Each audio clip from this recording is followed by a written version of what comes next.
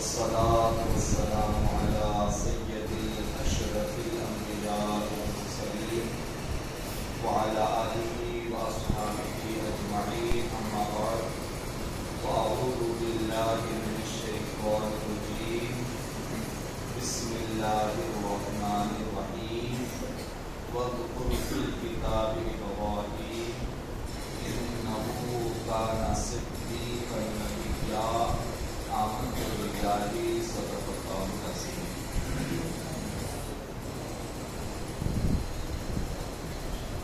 بیان کو شروع کرنے سے پہلے ہم اور آپ سب مل کر اصول برکت کے لیے اور اصول اخلاص و محبت کے لیے ہمارے پیارے آقا تاجدار مدینہ صلی اللہ تعالی علیہ وسلم کی بارگاہ اقدس پناہ میں محبت کے ساتھ اور ادب و احترام کے ساتھ درود شریف کا ہدیہ پیش فرمائیں. اللہم صل علی سیدنا مولانا محمد وعلی آل سیدنا مولانا محمد وبارک وسلم. صلاۃ و سلام علیک یا سیدی یا رسول اللہ صلی اللہ تعالی علیہ وسلم. اللہ کے پیارے محبوب نبی پیارے رسول حضرت سیدنا ابراہیم خلیل اللہ علی نبینا وعلیہ الصلوۃ والسلام نمرود کی ہلاکت کے بعد بابل سے یعنی عراق سے اللہ کے حکم سے آپ نے ہجرت فرمائی یعنی وہاں سے آپ چلے گئے, نکل گئے, سفر فرمایا. مگر اس سے پہلے حضرت ابراہیم علیہ السلام کے وہاں سے تشریف لے جانے یعنی وہاں سے نکلنے سے پہلے آپ کی امی جان نے, آپ کی والدہ نے آپ کا نکاح حضرت سیدہ بی بی سارہ رضی اللہ تعالیٰ عنہ سے فرما دیا. یعنی ہجرت سے پہلے ہی حضرت ابراہیم علیہ السلام کا نکاح ہوا حضرت سیدہ بی بی سارہ رضی اللہ تعالیٰ عنہ کے ساتھ. اور حضرت بی بی سارہ رضی اللہ تعالیٰ عنہ حضرت ابراہیم علیہ السلام کی رشتے میں ہی تھی, جیسے خالہ زاد, مامو زاد, پھوپھی زاد, بہن. حضرت ابراہیم علیہ السلام کی رشتے میں ہی حضرت سیدہ سارہ تھی اور آپ کا نکاح حضرت سارہ سے ہوا. اور اسی طرح سے ہجرت میں حضرت ابراہیم علیہ السلام کے ساتھ آپ کے چچا زاد بھائی حضرت سیدنا لوط علیہ السلام بھی آپ کے ساتھ تھے. جیسا کہ گزشتہ سے پیوستہ غالباً ایک جمعہ میں آپ کے سامنے یہ بات عرض کی کہ حضرت ابراہیم علیہ السلام کے بعد نبوت, حضرت ابراہیم علیہ السلام کے بعد نبی ہونے میں اور حضرت ابراہیم علیہ السلام کے بعد رسول ہونے میں حضرت اسماعیل علیہ السلام سے بھی پہلے حضرت لوط علیہ السلام کا نام آتا ہے. قرآن شریف میں جن انبیاء کرام کا ذکر و تذکرہ ہے اس میں حضرت لوط علیہ السلام حضرت ابراہیم علیہ السلام کے چچا زاد بھائی تھے. حضرت ابراہیم علیہ السلام کے بعد اللہ تعالیٰ نے آپ کو نبوت و رسالت عطا فرمائی. حضرت لوط علیہ السلام کا بھی تذکرہ, ان کا بھی ذکر جو قرآن مجید میں اللہ نے بیان فرمایا ہے. حضرت ابراہیم علیہ السلام کے بعد حضرت اسماعیل علیہ السلام کے ذکر سے پہلے حضرت لوط علیہ السلام کا ذکر بھی انشاءاللہ ہمارے سامنے آئے گا. تو حضرت لوط علیہ السلام اور حضرت ابراہیم علیہ السلام, حضرت بی بی سارہ رضی اللہ تعالیٰ عنہ, یہ انہوں نے وہاں سے سفر فرمایا، ہجرت فرمائی. اور آپ کو معلوم ہے کیا کہ یہ جو ہجرت یا یہ جو سفر تھا حضرت ابراہیم علیہ السلام کا سفر، یہ سفر بھی بڑا دلچسپ و پیارا. حضرت ابراہیم علیہ السلام کا سفر حضرت سیدہ بی بی سارہ کے ساتھ جو آپ نے سفر فرمایا، یعنی عراق کو چھوڑا اور فلسطین میں آباد ہوئے، فلسطین میں بسے، فلسطین میں قیام فرمایا، اور بقیہ ساری زندگی علاوہ اس زندگی کے یا علاوہ ان ایام کے، علاوہ ان دنوں کے جو حضرت ابراہیم علیہ السلام نے بعد میں مکہ شریف میں گزارے حضرت اسماعیل علیہ السلام کو چھوڑنے کے بعد، ان دنوں کو اگر چھوڑ دیا جائے تو بقیہ ساری زندگی حضرت ابراہیم علیہ السلام نے فلسطین میں ہی گزاری ہے. تو حضرت ابراہیم علیہ السلام اس جو سفر فرمایا نا، یہ سفر بھی بڑا دلچسپ ہے. آپ کو معلوم کیوں؟ کیونکہ اس سفر کا ایک واقعہ اور ایک اس سفر میں جو ایک چیز پیش آئی، اس واقعے کا اور اس پیش آنے والے واقعے کا ذکر ہمارے پیارے نبی کریم صلی اللہ تعالی علیہ وسلم نے حدیث میں خود بیان فرمایا.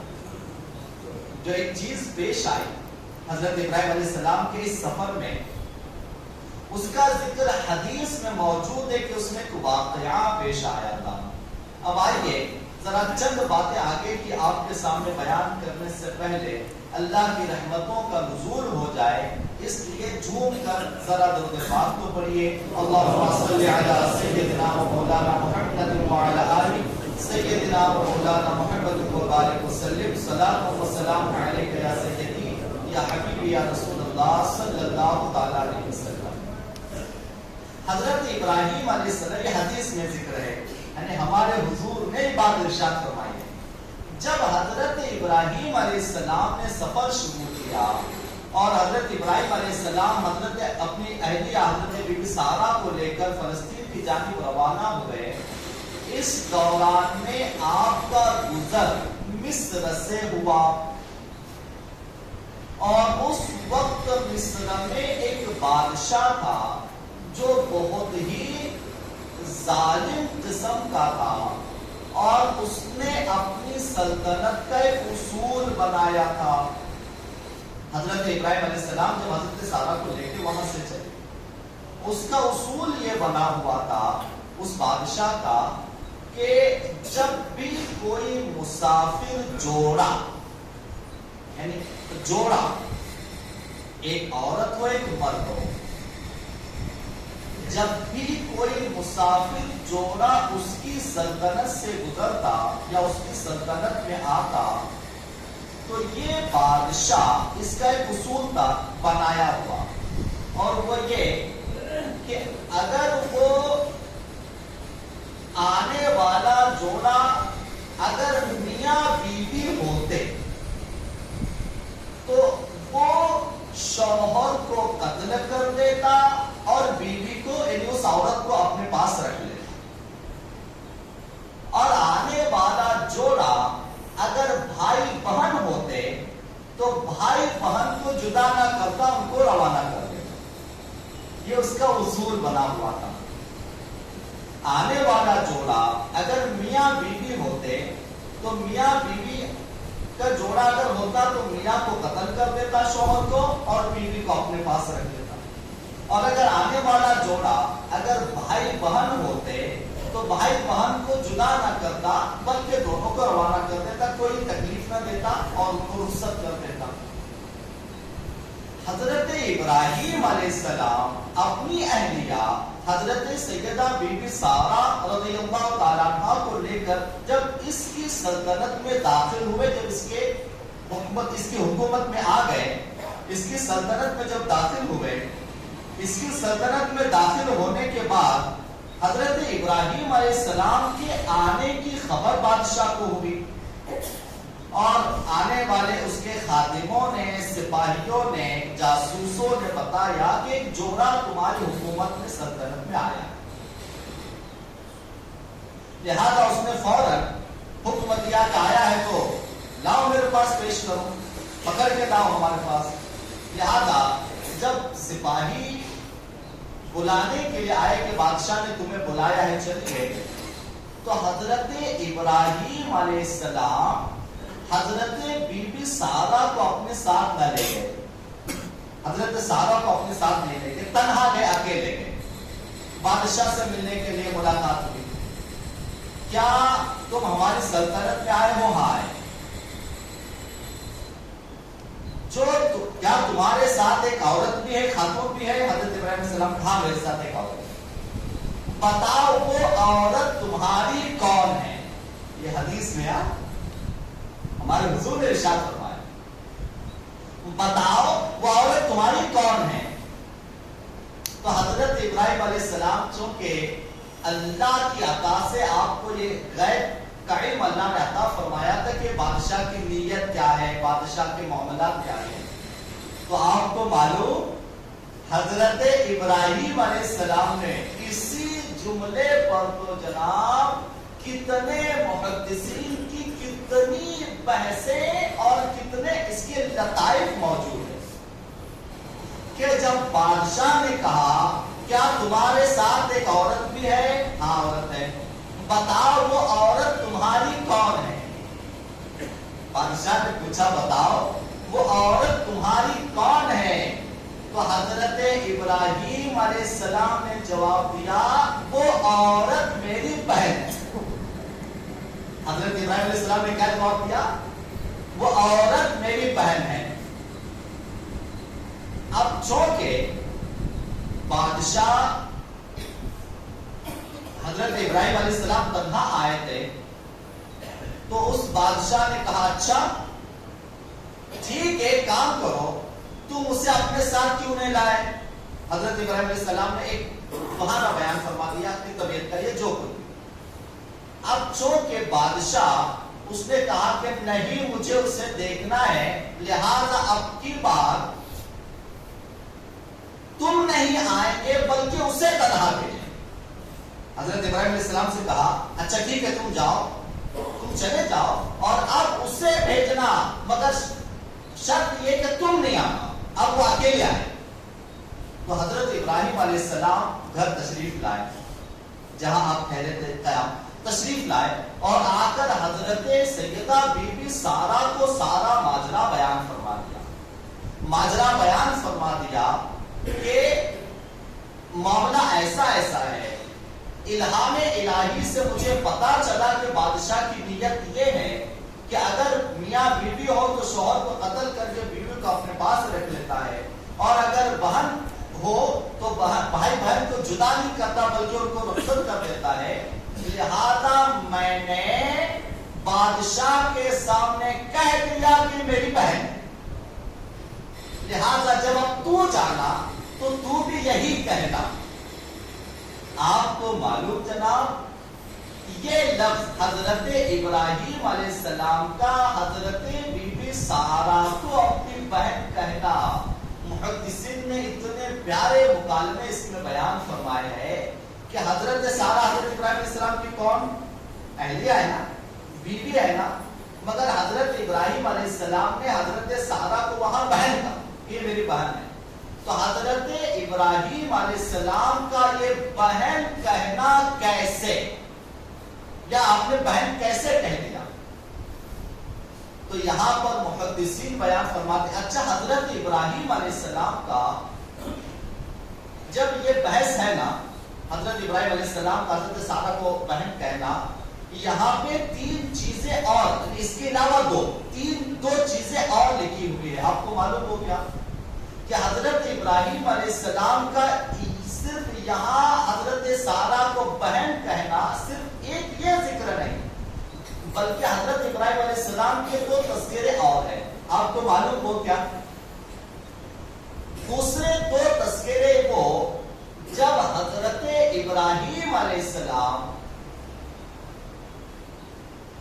وہ میلہ تھا جب بت حضرت ابراہیم علیہ السلام نے بت توڑے تھے نا، وہ آپ نے ذکر سن لیا، پتہ نہیں کتنا آپ لوگوں نے یاد رکھا نہیں رکھا. بت توڑے تھے حضرت ابراہیم علیہ السلام نے، سارے جو ہے بت توڑ دیے تھے. تو وہ جب حضرت ابراہیم علیہ السلام وہ میلہ تھا نا، سارے گاؤں والے میلے میں گئے ہوئے تھے. جنہوں نے وہ ذکر سنا ہے وہ سمجھیں گے آسانی سے، جنہوں نے سنا ان کو تھوڑا سا مشکل جائے گا. تو سارے گاؤں والے میلے میں گئے ہوئے تھے، حضرت ابراہیم علیہ السلام میلے میں نہیں گئے. اور جب گاؤں والوں نے کہا کہ چلو چلو میلے میں کیوں نہیں تم چلتے، تو حضرت ابراہیم علیہ السلام نے کیا کہا تھا؟ کیا آپ لوگوں نے کسی نے یاد رکھا؟ حضرت ابراہیم علیہ السلام نے کیا کہا تھا؟ حضرت ابراہیم علیہ السلام نے کہا تھا میں بیمار ہوں، نہیں آؤں. جبکہ حضرت ابراہیم علیہ السلام بیمار نہیں تھے. تو پہلی چیز یہ ایک ذکر جو ابھی ہم نے کیا، حضرت ابراہیم علیہ السلام نے وہاں کہا کہ سارا میری بہن ہے. ایک دوسرا، یہاں حضرت ابراہیم علیہ السلام بیمار نہیں تھے اور کہا میں بیمار ہوں. اور تیسرا چیز کا ذکر تو جناب قرآن میں ہے، اللہ اکبر، بلکہ اس کا بھی ذکر قرآن میں، بیمار ہونے کا ذکر بھی قرآن میں. اور تیسری جو چیز ہے اس کا ذکر بھی قرآن میں، جو ہم بیان کر چکے. جب سارے قوم اور سارے گاؤں والے لوٹ کے واپس آئے، دیکھا سارے بت ٹوٹے ہوئے ہیں. حضرت ابراہیم علیہ السلام نے سب کو توڑ پھوڑ کر نیست و نابود کر دیا ہے اور ہتھوڑے کو بڑے بت کے کندھے پہ رکھا ہوا ہے. گاؤں والے جمع ہوئے، حضرت ابراہیم علیہ السلام کو بلایا بت خانے میں، اور بتوں کی ایسی پاش پاش حالت دیکھ کر حضرت ابراہیم علیہ السلام سے کہا کہ یہ کس نے کیا؟ حضرت ابراہیم علیہ السلام سے گاؤں والوں نے کیا کہا؟ یہ کس نے کیا؟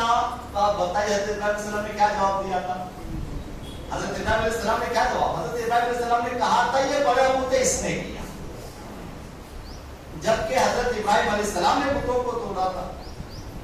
تو حضرت ابراہیم علیہ السلام کے یہ تین واقعات، جو تین چیزوں کا ذکر محدثین نے فرمایا ہے کہ آپ کی زندگی میں تین ایسے معاملات ہوئے جو کہ آپ نے خلاف واقع بات بیان فرمائی، یعنی جو حقیقت نہیں تھی وہ بیان فرمائی. اس میں کیا حکمتیں ہیں اور اس کے کیا مکالمہ ہے یا اس کی وجوہات کیا ہے اور اس کا کیا حکم کیا ہے اس کا. تو حضرت ابراہیم علیہ السلام کا وہاں بیمار کہنا اپنے آپ کو کہ میں بیمار ہوں. اب دیکھیں اس کی تفصیل بیان فرمائیں گے. حضرت ابراہیم علیہ السلام کا وہاں بیمار کہنا کہ میں نہیں آ سکتا، میں بیمار ہوں، اس میں علماء فرماتے ہیں محدثین کہ اس سے مراد یہ تھی حضرت ابراہیم علیہ السلام نے وہاں اپنے جسم کی بیماری کا ذکر نہیں فرمایا تھا بلکہ اپنے دل کی بیماری کا ذکر فرمایا تھا. وہ کیا تھی؟ حضرت ابراہیم علیہ السلام کا دل بیمار سے مراد حضرت ابراہیم علیہ السلام کا دل نڈھال تھا، غمگین تھا، بہت زیادہ غم میں تھا. کیوں؟ کیونکہ حضرت ابراہیم علیہ السلام اپنی قوم کے حالات دیکھ رہے تھے، ساری قوم کیسے بت پرستی اور نمرود کی پرستش کر رہی ہے. اس لیے آپ کا دل اس بات کو لے کر رنجیدہ تھا، غمگین تھا، بیمار تھا. حضرت ابراہیم علیہ السلام نے اسی کا ذکر فرمایا کہ میں بیمار ہوں، میں نہیں آؤں. دوسرا، جب حضرت ابراہیم علیہ السلام نے کہا کہ اس نے توڑا ہے سب بت کے بارے میں، تو آپ نے اس کی طرف اشارہ کیوں کیا؟ تو محدثین فرماتے اس کی تفسیر یہ کہ حضرت ابراہیم علیہ السلام نے یہ بات بطور استہزاء کہی. استہزاء معنی کیا؟ ابھی میں استہزاء کا معنی نہیں بتاؤں گا، اس کے لیے ایک مثال بتاؤں گا آپ کو. اب جب مثال میں بیان کروں گا تو آپ سمجھیں کہ استہزاء معنی کیا ہوتا ہے. کسی گاؤں میں دو پہلوانوں کی لڑائی ہوگی. ایک پہلوان بہت موٹا تازہ اور ایک پہلوان بیچارہ دبلا پتلا کمزور.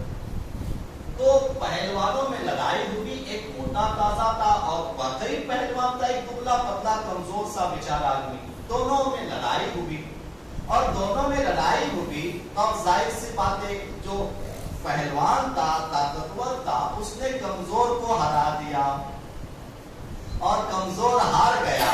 اور دبلا پتلا بیچارہ جب اپنے گاؤں میں اپنے محلے देखो भाई अपने वक्त का सबसे बड़ा पहलवान आ गया। क्या कहने लगे लोग? देखो देखो भाई अपने वक्त का बड़ा पहलवान आ गया। अब आप बताइए इससे मुराद क्या है? आप बताइए इससे मुराद क्या है? इससे मुराद ये लोग कहना चाह रहे हो, अरे जब तेरी हैसियत लड़ाई की नहीं थी तो तू काहे को लड़ने के लिए गया? यानी तू पहलवान नहीं था, तू जीत नहीं सकता था, तो फिर तू क्यों लड़ाई के लिए गया? देखो देखो सबसे बड़ा पहलवान आ गया। तो ये बात जो कही जाती है ना, ये बतौर इस्तेहज़ा यानी मजाक में कही जाती है कि देखो हैसियत क्या है इसकी, देखो इसकी हैसियत क्या है, इसकी औकात क्या है। हजरत इब्राहिम अलैहिस्सलाम ने वो बुत के बारे में यही फरमाया था, इसने तोड़ा है, फरमाया था इसने तोड़ा है। ये बात बतौर इस्तेहज़ा कही थी कि अरे नादान मेरी कौम, जरा अपने बुत की हैसियत तो देखो, जो सब में बड़ा है उसकी जरा हैसियत तो देखो कि सारी दुनिया मैं नहीं तुम भी जानते हो कि ये तोड़ ही नहीं सकता, तुम भी जानते हो कि ये तो तोड़ ही नहीं सकता। लिहाजा में हजरत इब्राहिम अलैहिस्सलाम समझाना चाहते थे, देखो जो इतना कमजोर है, इतना कमजोर है कि जो ना खुद को बचा सकता है ना अपने छोटे बुतों को बचा सकता है, भला वो तुम्हारा खुदा कैसे हो सकता है? तो हजरत इब्राहिम अलैहिस्सलाम ने ये बात बतौर इस्तेहज़ा फरमाई थी। और तीसरी चीज हजरत इब्राहिम अलैहिस्सलाम ने वहां कहा, जब बादशाह ने पूछा वो कौन है तुम्हारी वो औरत, तो हजरत इब्राहिम अलैहिस्सलाम ने कहा वो मेरी बहन है।